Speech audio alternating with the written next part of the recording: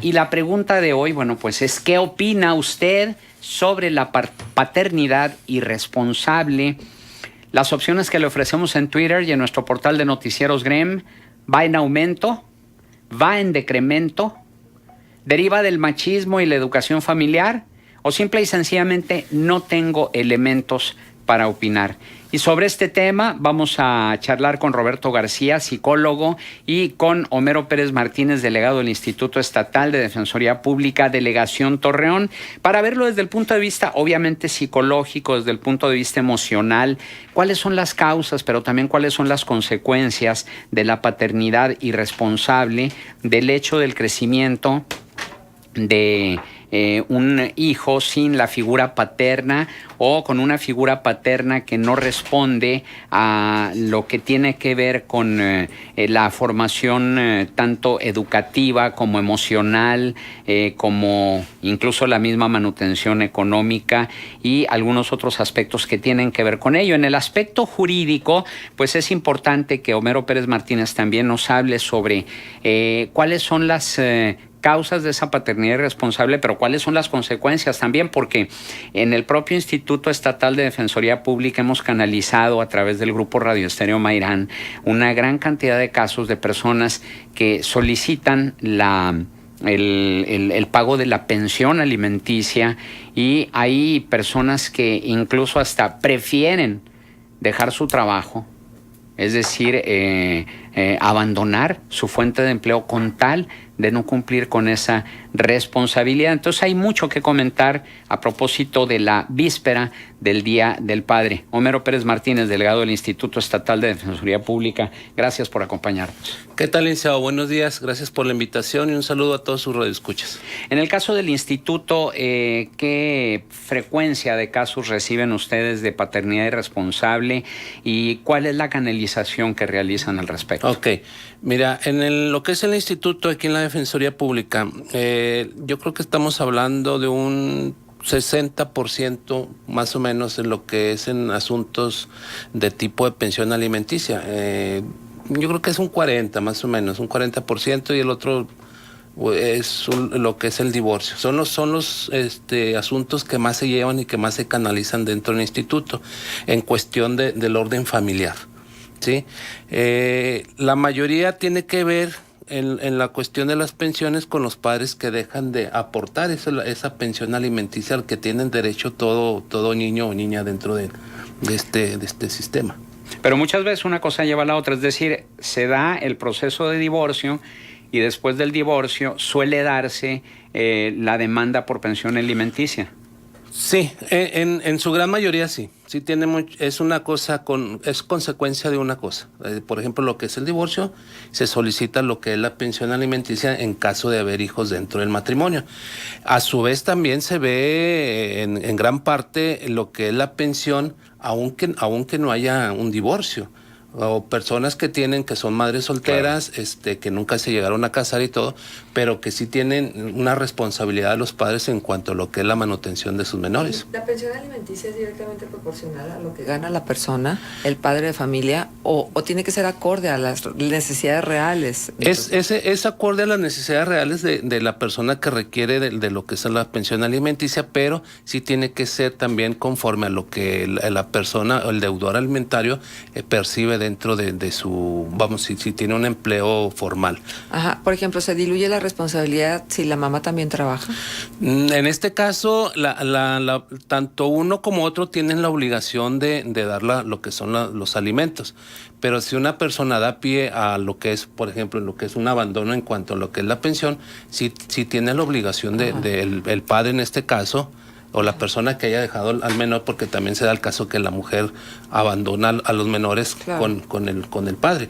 Pero sí se da la Ahora, es muy común que siempre hablemos esto del incumplimiento en lo que tiene que ver con la pensión alimenticia, pero ¿qué hay en torno a las visitas, en torno a la convivencia con los niños? Que esta es una parte que es un alimento para las emociones de los niños y para su buena sanidad emocional. Así es.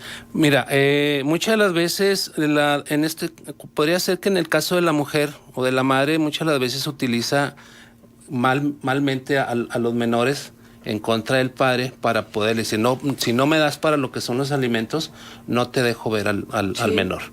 No vas a convivir con él. ¿Por qué? Porque no has cumplido con los alimentos. En este caso aquí la mayoría de los padres utilizan lo que es un juicio de convivencias familiares.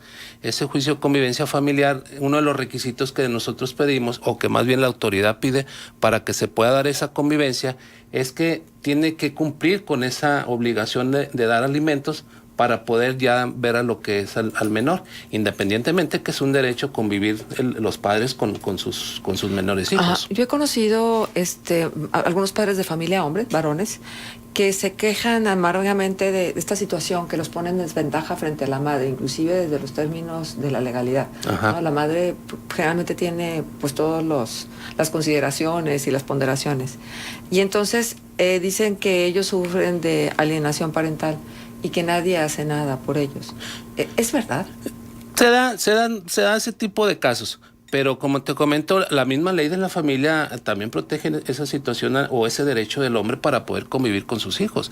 Por eso es lo que se lleva a cabo lo que es el juicio de convivencia familiar, porque aparte de lo que es la alimentación, lo que es el vestido, lo que es la educación de los menores, es también la convivencia y el apoyo y el amor que tienen que un padre debe darle a sus hijos. ¿Pero qué dice la ley al respecto? Es decir, el hecho de que haya una separación de la pareja y que se llegue a un acuerdo, bueno, ¿quién va a tener la patria potestad? Por lo general es la madre la que se queda con la patria potestad, pero el hecho de decir, bueno, yo tengo derecho a ver a mis hijos. Sí, ¿no? aquí en la situación, vamos a decir, en cuanto a un divorcio, se tiene que acompañar lo que es un convenio.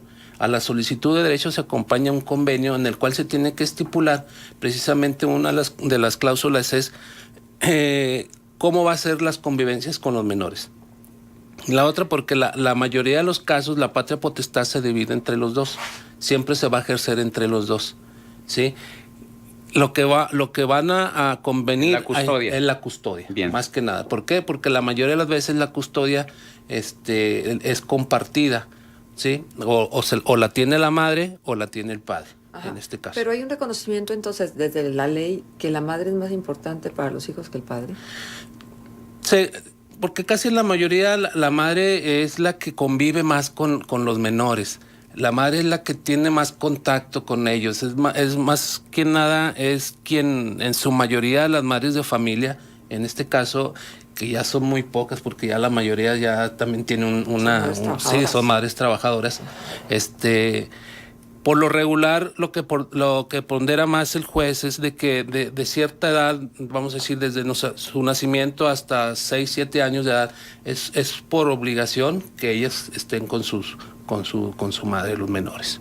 Pero no es despreciar entonces desde ahí mismo la figura del padre. Por un lado, vamos a decirlo, pues a mí me parece que sí se da mucho ese tipo de situaciones. Sí. Y cuando la verdad de las cosas es que tan importante una figura como la otra. Claro que sí, o sea, porque es el núcleo familiar, ¿verdad? Y es claro que tiene que convivir tanto como el padre con la madre. Pero aquí, desgraciadamente, como te comento, la mayoría de los padres sí se ocupan mucho, a las veces absorben mucho lo que es el trabajo de ellos y casi no tienen la oportunidad para poder convivir con sus menores como lo hace una madre de familia, ¿verdad? Bueno, es que es ahora en otro tiempo. Sí. O sea, hay que contemporizarlo. Eso sí. Vamos a ver qué cantidad de mujeres, precisamente porque no está la figura paterna, tiene que trabajar. Así es. Sí. Ahora, en cuanto a cuando no hay un acuerdo de divorcio porque no hubo matrimonio de por medio, sino que simplemente es una pareja en unión libre y se separan. ¿La ley dice algo en cuanto a la convivencia del padre con sí, es independientemente de que estén casados o no, el juicio de convivencia se tiene que dar con los menores. El padre tiene el derecho de convivir con sus hijos, como se lo comentaban, mediante lo que es un juicio de convivencia, independientemente que hayan estado o no casados, ¿verdad? ¿Qué dice la ley? Y precisamente tenemos un comentario y por ahí iba mi siguiente pregunta, porque dice Leonor Martínez, yo estoy casada con una persona que se volvió a casar, tiene 2 hijos conmigo y con la otra persona ya tiene 2 hijos. ¿Cuánto me debe dar a mí? Ella está casada, o sea, no se ha divorciado. Bueno, dice, yo lo leo tal cual, ella está casada, o sea, estaba casada con él y se volvió a casar con otra persona. Independientemente de eso... ¿Hay algún porcentaje sí, por hay hijo? Un porcentaje. El juez, por lo regular, un juez familiar, la cantidad o el porcentaje que pone por cada menor es de un 15% por cada uno. Si en este caso son 4 hijos, es el 15% para cada uno. O sea, 60% va a ir para los hijos y él se va a quedar con el 40%. 40%. Sí. ¿Hay un estimado de realmente cuánto necesita un niño para estar bien de todo a todo mensualmente? No, ese es conforme a como comentábamos ahorita, en cuanto a las necesidades que realmente necesita el menor y a las posibilidades que tiene la persona para proporcionar esos alimentos. ¿Por qué digo esto? Porque yo acabo de platicar con una casa hogar que recibe niños que PRONIF le envía, solamente así entran a esta casa. Y entonces, platicando con la directora de Procuración de Fondos y Administrativa, me decía, cada niño en la casa hogar nos cuesta 12,500 pesos al mes. Aquí hay pensiones, niño. sí. Y vamos que sí. Es un bueno, porque tienen terapias emocionales, porque tienen servicio médico, porque estos niños sufrieron violencia física, violencia emocional, omisión de cuidados. Es decir, para que sean canalizados por PRONIF tuvieron que haber tenido una serie de situaciones muy drásticas en sus vidas. Uh-huh. Entonces, eso es lo que tienen estimado y la verdad es que no me parece nada disparatada la cantidad. Entonces, realmente, ¿quién en este país pudiera hacerse cargo de la manutención integral de un niño? Casi la mayoría de los asuntos que se llevan en el instituto, muchas de las veces las personas o los usuarias que tenemos nosotros, muchas de las veces nos dicen, ¿sabes qué? Me sale mejor a como me lo estaba dando él la pensión, a como me lo está fijando la autoridad. Porque hay pensiones mensuales o hay pensiones por semana de 250, 300 pesos para lo que es la manutención, para lo que son los alimentos. Y los alimentos, pues en ese rubro la ley contempla y se engloba tanto lo que es la alimentación nutritiva, lo que es el calzado, lo que es el servicio médico, lo que es en la escuela. Pues no le alcanza ni el sueldo que gana. Exactamente, ¿verdad? Precisamente ese es muchas de las veces es porque las personas en este caso nuestros usuarios se quejan de que dicen, pues me sale mejor a como me estaba dando él, a como me lo está fijando la autoridad, ¿verdad? ¿Por qué? Porque el juez se basa en cuanto a las percepciones que tenga el trabajador o en su dado caso, si no tiene un ingreso fijo, se basa en cuanto a un porcentaje de lo que es el salario mínimo, ¿verdad? Vigente en lo que es la región. La verdad es que pienso que todavía nos falta mucho por caminar en cuanto a la inclusión del padre, no nada más como la figura de proveedor, sino la figura realmente de apego, de apoyo, sí, de formación para los niños. Si nosotros tuviéramos la visión que tienen en países europeos, por ejemplo, que les dan incapacidades cuando el bebé llega, les dan incapacidades cada determinada cantidad de tiempo. Así es. Y son meses, no es un día, 2 días, son meses. Entonces, creo que podríamos estar hablando de una sociedad más sana. Exactamente. Vamos a hacer una pausa, son las 9:17, 22 grados centígrados. Volvemos. En el estudio, Homero Pérez Martínez, delegado del Instituto Estatal de Defensoría Pública, y Roberto García, psicólogo, y tenemos mucha participación del auditorio. Gracias por comunicarse. Radio Escucha pregunta, bueno, no da su nombre, pero dice lo siguiente: mi pareja decidió abandonar su trabajo con tal de no darme la pensión alimenticia. ¿Qué puedo hacer al respecto? Ahí, en este caso, hay sanciones tanto de tipo penal como sanciones tipo administrativas por parte de lo que es la autoridad judicial. A la persona que simule que abandone el trabajo, que simule estar en estado de insolvencia para poder dar los alimentos, el Poder Judicial creó lo que es el Instituto Estatal de Deudores Morosos. ¿Para qué? Para que la persona que haya incumplido en un lapso de, vamos a decir, consecutivos o intermitentes, durante un lapso de 3 meses, o cuando la pensión se tiene que dar por un lapso mensual y han cumplido en un lapso de 3 veces, en un lapso de 6 meses, esta persona se inscribe ante dicho instituto como si fuera, vamos a decirlo, como si fuera una ¿Cómo se llama? Como buró de crédito. Como buró de crédito, exactamente, ¿sí? Nada más que esto se hace ante lo que es el Instituto de Deudores Morosos, que lo maneja la propia autoridad judicial. Pueden ir a la cárcel por eso. Sí, en lo que es la persona, si se deja en total abandono a una persona incapaz, así lo contempla el Código Penal vigente en el estado de Coahuila, Zaragoza, que lo dejen en total abandono y que sobre ese abandono se agrave la salud de dicha persona incapacitada para poder desenvolverse ella misma, ¿sí? Habla de una penalidad de hasta 2 años por ese tipo de delito. También Radio Escucha dice: para tener un padre borracho, irresponsable y desobligado, mejor yo la hago de papá y de mamá y hago mejor papel que él. Y esto otro que nos dicen también, ejercer la paternidad irresponsable es la definición de abuelo, según Catón. Bueno, sí, es que es otro tipo de relación, aunque ahora muchos de los abuelos se hacen cargo de los hijos, ¿no? Entonces habría que revisar ahí también esto. Dice, mi caso es así: por influencias del licenciado José Antonio Oliva, corrompió al juez primero para que mi hijo que está conmigo ni yo podamos ver a mi Dani, a su otro hijo. Yo tengo más de 5 años sin verlo, ya no sé ni cómo creció y lo alienaron contra mí.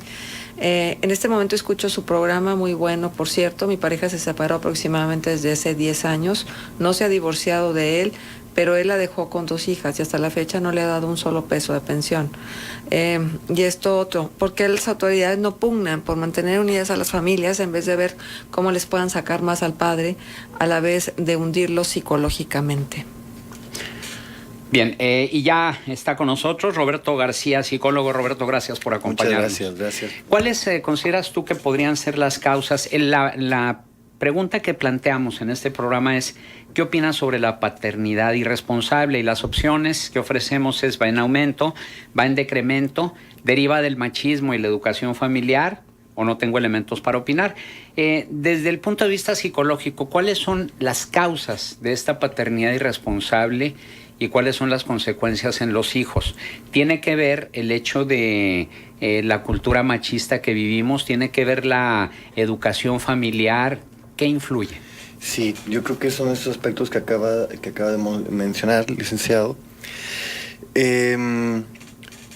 Primordialmente, yo creo que es la educación que nos han dado como hombres, y por otro lado también pudiéramos agregar un poco la biología natural de lo que es la relación paternal, ¿no? Normalmente quien tiene el honor de llevar al bebé, al niño, es la mujer. Entonces esto por biología dificulta la situación. Yo creo que si nosotros pudiéramos sentir lo que siente una mujer 9 meses, creo que simplemente con ese punto hubiera mucho menos irresponsabilidad paterna, pero no lo sentimos. Y el otro punto fuerte es esto, ¿no? Realmente muchas veces los hombres vamos creciendo como niños dentro del cuerpo de un hombre, y tiene que ver mucho con la educación que no hemos podido todavía trascender, ¿no? En cuanto a la relación con la mamá. Realmente no es una educación que nos ayude a ser responsables, sino es una educación donde todos los demás son responsables menos uno mismo como hombre, ¿no? Que atiendan a tu papá, que atiendan a tu hermano. Sí, la mamá discute y se enoja todo el tiempo porque nadie la ayuda en la casa, lo digo entre comillas, porque creo que el trabajo en casa es un trabajo de colaboración de todos, pero desde esta cultura parece ser que es totalmente responsabilidad de la madre, ¿no? Entonces, desde ahí parece ser que, o sea, las creencias o el sistema de creencias en las familias mexicanas normalmente es que la responsabilidad normalmente de todo lo que tiene que ver con los hijos es de la madre, no tanto del padre. Entonces este sistema de creencias pues lleva realmente a yo no tener tanta responsabilidad más que en lo económico, ¿no? Pero vamos a decirlo que el hombre castiga a la mujer, vamos a decirlo así, igual entre comillas, pero castiga a la mujer a través de lo económico porque es su poder. Y la mujer castiga al hombre a través de lo sexual, porque es su poder, ¿no? Igual lo digo entre comillas. Entonces, cuando la pareja está rota, o está lastimada, pues lo que hace el hombre para castigar a la mujer, de alguna manera, es lo económico, ¿no? y luego después la mujer pues busca cómo poder, y pone al niño en medio, y también pone el hombre al niño en medio, y entonces empieza lo que es la alineación parental, ¿no? Entonces es una cosa que trae otra y otra y otra y otra, pero yo creo que sí, el factor importantísimo es lo cultural, ¿no? Al menos en la educación con el hombre. Pero entonces en este modelo de familia que estamos viviendo hay codependencias. Claro. O sea, porque si la mujer pudiera tener un margen de libertad económica, seguramente estaríamos contando otras historias. Y si el hombre también pudiera tener un margen de libertad y no sentirse, porque yo creo que la empatía es muy pertinente, ponerse en los zapatos de los hombres. Los hombres culturalmente han tenido una carga muy importante. Y esa carga tiene que ver con mantener una familia. Con la economía. ¿Sí? Y que le haga como le haga. Aunque la verdad es que siempre detrás de los hombres están las mujeres, empujando, ayudando, solventando. ¿No? Entonces, totalmente sí, ¿cómo romper esos modelos culturales que nos han sido heredados, Roberto? Pues es mucho la relación, o sea, nosotros ya no podemos hacer mucho más que hacer nuestro propio trabajo personal, en el caso que veamos que, o sea, de ser conscientes de que algo está pasando en nuestras familias, pero el trabajo más importante es con los niños, ¿sí? Nosotros como papás necesitamos empezar a trabajar con los niños, creando nuevos sistemas de creencias, creando nuevas formas donde no esté tan marcada, ¿no? Los roles en cuanto a lo masculino y lo femenino. Lo masculino le toca esto y a lo femenino le toca esto, y tú lo tuyo y tú lo tuyo, ¿no? Que es realmente lo que hacemos ahora. Entonces, si trabajamos con los niños de una manera diferente, en todos los ámbitos, en lo educativo, en lo familiar, en todas las áreas del niño, yo creo que podemos tener o sea, las nuevas formas de organización social o de roles sociales serían muy diferentes a las de ahora, ¿no? Hace un momento decíamos que, bueno, desde las leyes la madre está muy protegida.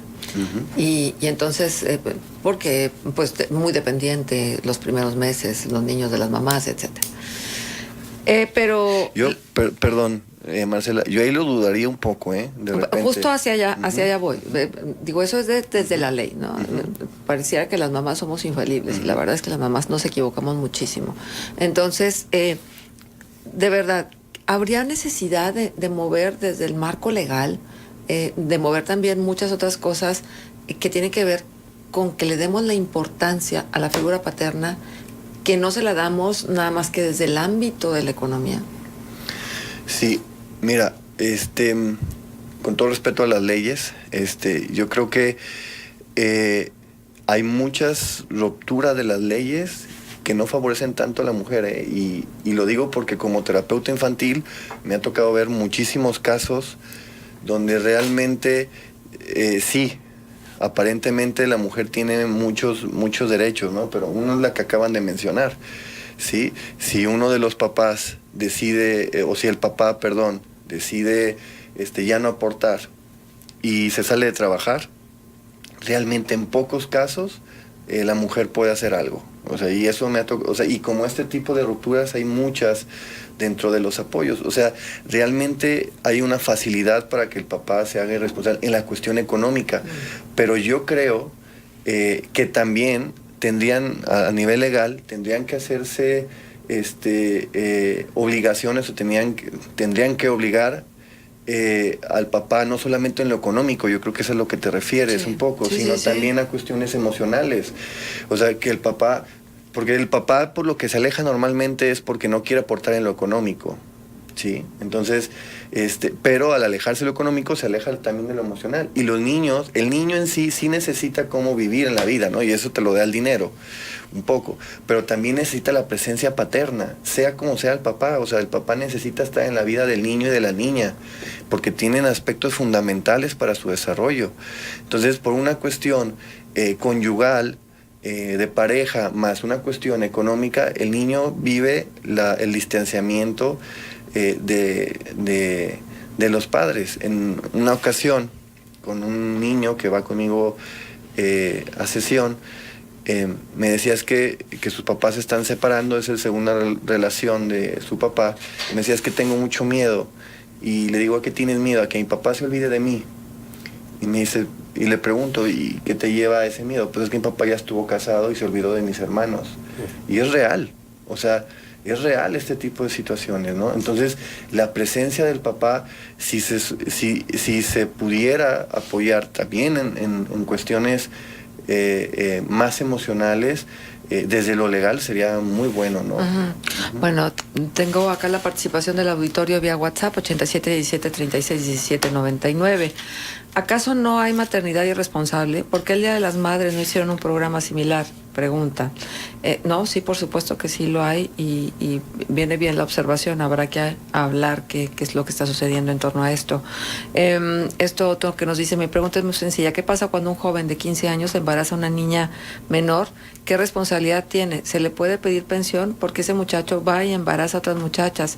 Es mi pregunta. Todos los días los escucho. Muchas gracias. ¿En este caso se puede tener una respuesta desde el ámbito legal? Sí, en cuanto a la persona que esté como tutor o quien ejerza la patria potestad del menor. Es el que tiene que hacerse responsable. Exactamente. Ajá. Excelente tema. Yo exhorto a todo padre de familia que el día de mañana, lejos del fútbol, el regalo, la cerveza, se dé un tiempito, se aísle y haga una introyección para revisar de qué manera está realizando tan hermosa labor. Pues si la mujer somos amores, emociones, ustedes no están exentos. Son un pilar que fortalece la familia, no son solo proveedores. Dijo la maestra María del Carmen Aspe, un buen padre es aquel que primero ama a su madre, pues ambos de esa forma enseñamos a nuestros hijos a amar. Lindo día y felicidades. Hay mujeres que son muy perruchas y que toman a los hijos como escudo. Siempre he dicho que las mujeres tienen como chantajearnos. Hay mujeres malas, sí, también. Cuando la mujer trabaja se comporta igual que el hombre, castiga económicamente al hombre y además le recrimina su imposibilidad de mantener a la familia. Solo se intercambian los roles, también es cierto. También es cierto. Alejandro Reyes también se comunica, dice, las preguntas que están haciendo son demasiado tendenciosas. No estoy de acuerdo que en vísperas de una festividad como el Día del Padre se tenga ese tema y el tipo de preguntas, porque actualmente hay muchos casos de equilibrio entre el hombre y la mujer y cómo se llevan a cabo las responsabilidades de pareja. Además, los hombres también tenemos sentimientos. Alejandro, estoy totalmente de acuerdo con usted en el sentido de que sí, hay casos de equilibrio del hombre y la mujer y hay padres que son ejemplares, mis respetos para ellos, pero el tema en la víspera del Día del Padre fue precisamente este tema de paternidad irresponsable, como en su momento también ya hemos hablado de maternidad irresponsable en mesa de análisis, pero volvemos luego de una pausa, 9:36. Tenemos más participación del auditorio. Bueno, por WhatsApp nos llegó esta pregunta, lamentablemente ya se ha habido el maestro Álvarez Mesta, y dice una pregunta para el maestro Álvarez Mesta. El eslogan de GREM cuando dicen la radio hablada, ¿no es un pleonasmo? No, no es pleonasmo. De hecho, pleonasmo es subir para arriba, bajar para abajo, cuando ya se da por un hecho, cuando va una palabra ligada a la otra, que son sinónimas de alguna manera. Radio es una palabra diferente a hablada, y radio hablada pues es la radio como esto que está usted escuchando, la radio de análisis, de opinión, de comentarios, de críticas, diferente a la radio musical, diferente. Es que ese concepto se acuñó, Juan, cuando la radio se convirtió en una tocadora de discos. Entonces, prácticamente era el modelo California el que privaba en la radio, y entonces era el locutor presentando la canción, el tiempo, la hora y los spots, anuncios, punto. y punto. Entonces, cuando se rompe ese modelo, que se llamaba modelo California, empieza este tipo de programas que es volver al origen de la radio. La radio empezó así. Así es. Entonces, por eso es que se hace énfasis en la radio hablada. Oye, ya que estamos como regresando a la sección anterior, nada más para que se sientan tomados en cuenta, gracias, interesante reflexión de Pérez Gasga, me llamó la atención los purificadores que anuncian, quitan el arsénico, ¿será? Pues hay que saber exactamente qué tecnología usan estos purificadores. ¿Qué opinan sobre la moringa? Bueno, ya fue muy rápido la colaboración, hay que tenerle precaución, esa era la propuesta de Francisco Valdés Pérez Gasga. A todos nuevos productos que se llaman Milagro, hay que ponderar realmente hasta dónde pueden ayudar, y es parte de la medicina alternativa y a lo mejor pueden combinarse con la medicina alópata. Felicidades, Francisco, huele a petricor. Contestando la pregunta de hoy, bueno, esto también ya lo habíamos dicho, ejercer la paternidad responsable es la definición de abuelo según Catón, y es que mucho se dice, ¿no? Los abuelos están para consentir. Y gracias, hay 13 llamadas de buenos días y bendiciones. Y esto otro que nos dicen, las mujeres son tremendas, realmente también manipulan a los hijos, mandan a los hijos a decirle a uno lo que quieren, y así uno tiene que decirles que sí, porque no le puede decir que no al hijo.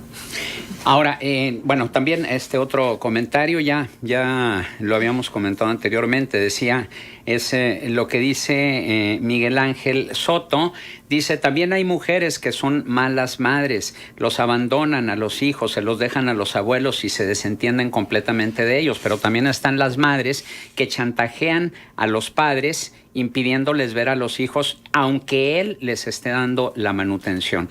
Y en este sentido, bueno, quedó pendiente la respuesta con Roberto García, psicólogo, sobre cuáles son las consecuencias de esa paternidad irresponsable y de qué manera influye en un niño. Ya comentabas antes de irnos al corte la importancia de la figura paterna en el desarrollo y el crecimiento de un niño, pero ¿cómo influye esa falta de figura paterna? Y vamos a hablar de dos casos, la figura paterna que no está, pero también la figura paterna que sí está, pero que lejos de dar un buen ejemplo es un mal ejemplo. Es decir, un padre irresponsable, borracho, desobligado, desempleado, golpeador, etcétera. Bueno, es una pregunta súper interesante y profunda. Podemos estarnos aquí todo el programa hablando de esta pregunta, ¿no? Pero es muy, muy interesante. Y antes de contestarla, yo quisiera como poner que no es que estemos tomando, o sea, o generalizando todo lo malo de lo paterno o todo lo malo de lo materno, ¿no? Son características que es importante ver y ser conscientes para poder hacer algo, ¿no? Cada uno de donde nos toca y cada uno desde donde pueda. Porque es algo muy importante y más para los niños. Cuando el niño nace, realmente la relación más cercana que tiene y la que más necesita, al menos hasta los primeros 4 o 5 años, es de la madre. Realmente quien necesita en ese momento, o sea, en esta etapa, la presencia es la madre, porque el padre es muy importante en el acompañamiento. Imagínense para una mamá, por ejemplo, primeriza, que no sabe ni siquiera dar pecho, tiene de repente un niño ahí que le da toda la demanda del mundo, o sea, que no puede ni siquiera ir al baño porque en cualquier momento necesita el apoyo, no sabe cómo hacerlo, y no sabe que de repente llora el niño, no se sabe si le duele algo, si está enfermo, entonces todo esto. Y ella con una sensación de vivirse sola es una experiencia muy dura para una mujer.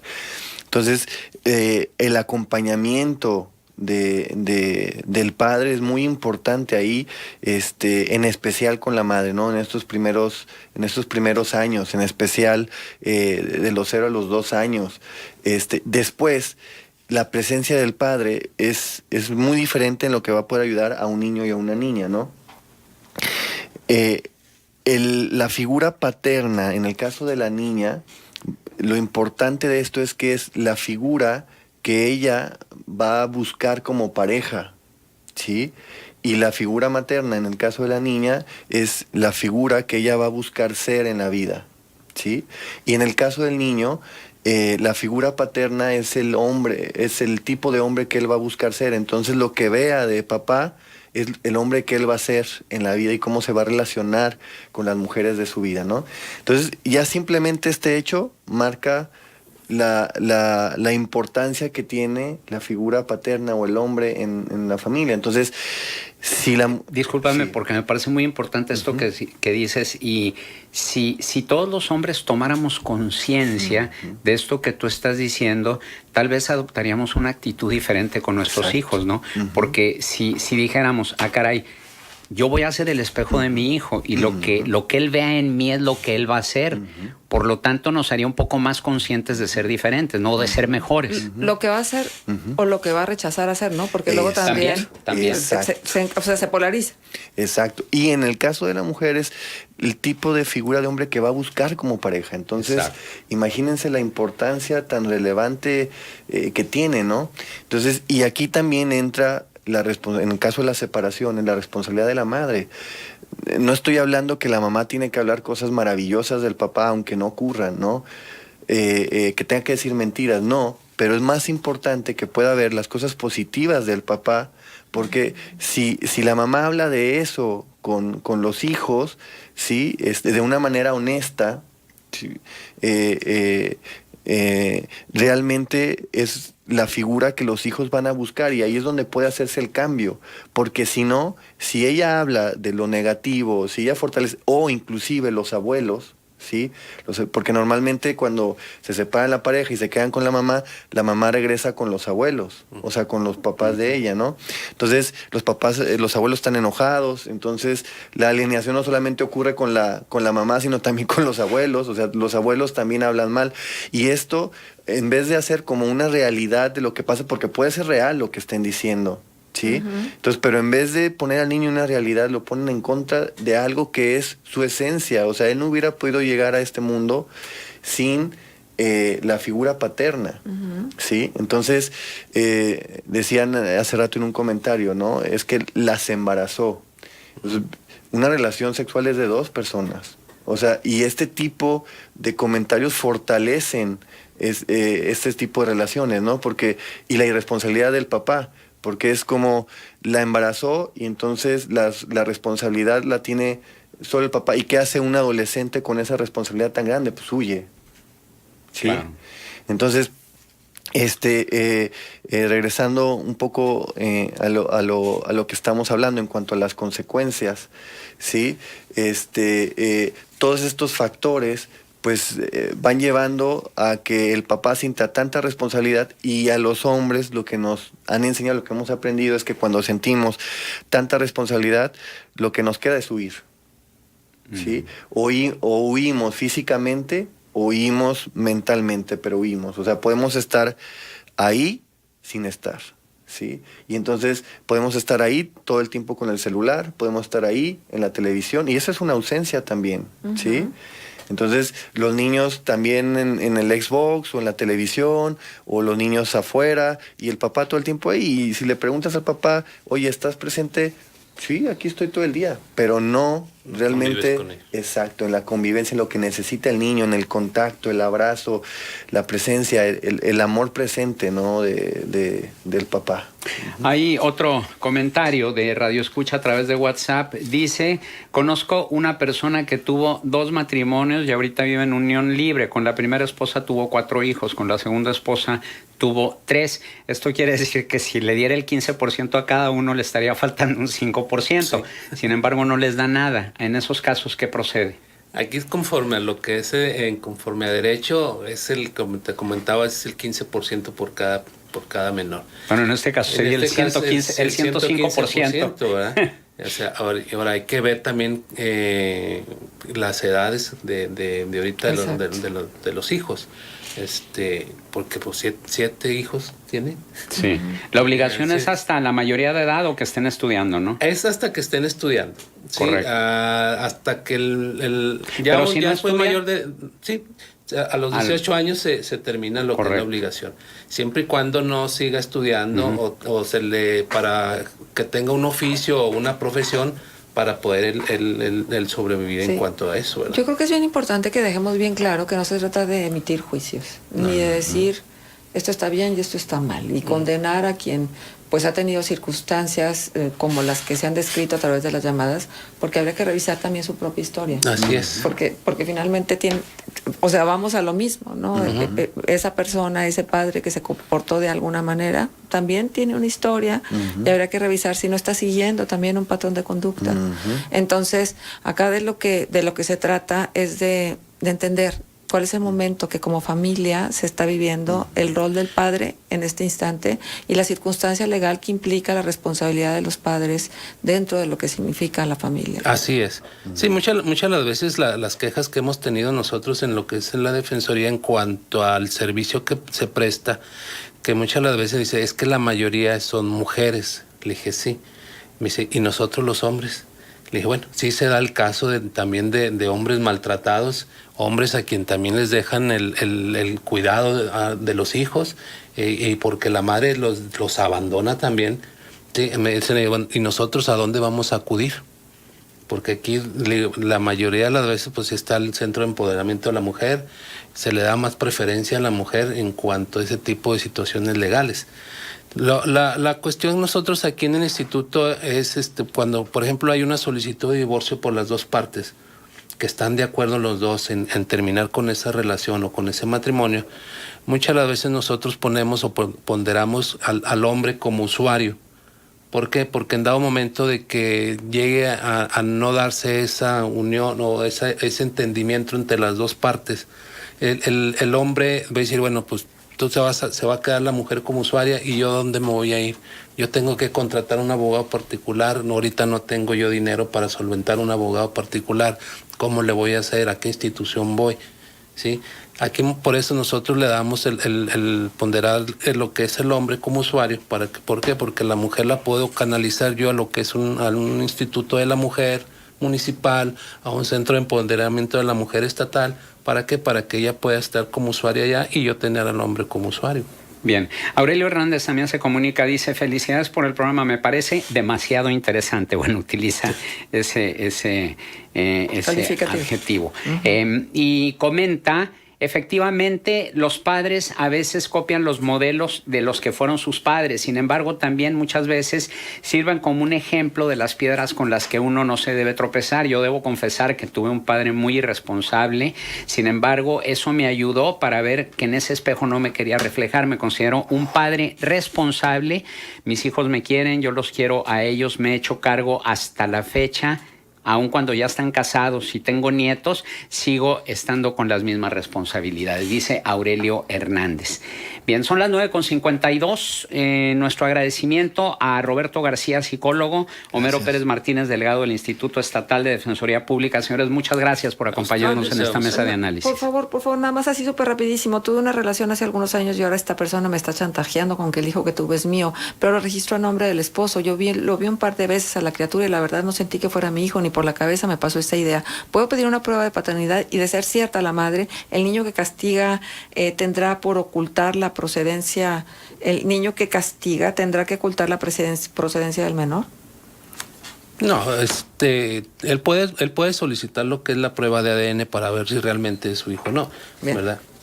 Bueno, pues muchas gracias. Sí, Gracias, Marcela. Gracias, descansen y feliz Día del Padre. Y ojalá Muchas. que México gane. 9:53, gracias al equipo de Noticieros Grem, Luis Gerardo Astorga en los controles y a usted por su amable preferencia. Yo soy Juan Ceballos Aspe, le deseo que pase un espléndido fin de semana. ¡Ánimo!